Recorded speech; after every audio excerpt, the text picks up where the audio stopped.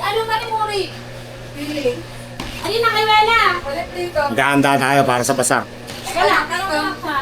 Ha? Tanong ko sa... Ano nga daw?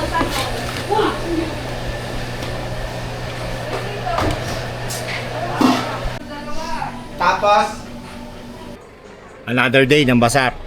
Paulit-ulit, no? Importante. May progreso. Tara! Let's Jay!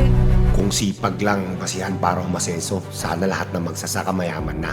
Sana lahat ng mga construction worker milyonaryo na. Sana lahat ng kasambahay nakakaluwag-luwag na. Pero hindi eh. Yung sipag at tiyaga, marami sa atin na kayang-kayang gawin yun. Ito ang may papayo ko. Tumawag ka sa itaas. Magdasal tayo ng taimtim na magbunga yung sipag mo at tiyaga at bigyan tayo ng kahit katiting o kapiranggot na swerte sa mga ginagawa natin. Yung pag-asenso, kailangan mo tamaan ng swerte. Maliit man yan o malaki, yung mabigyan ng tsansa, pagkakataon o yung break na tinatawag. Kapag dumating sa iyo yung maliit na swerte na yun, dahil sa bunga ng kasipagan mo, samantalahin mo sa positibong paraan. Huwag mo nga hayaang masayang dahil iilan o bilang lang ang nabibiyayaan ito.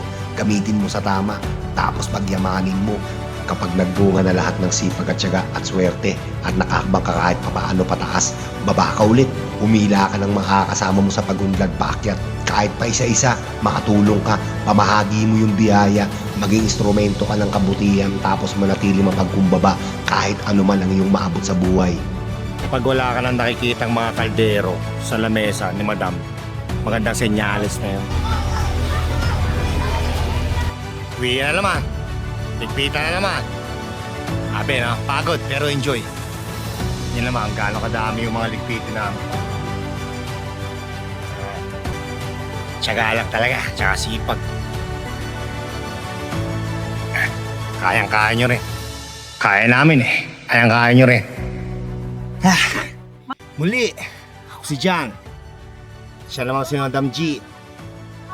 Na lagi nagsasabing, iba pa rin sa Pinas Cab. Dito lang tayo.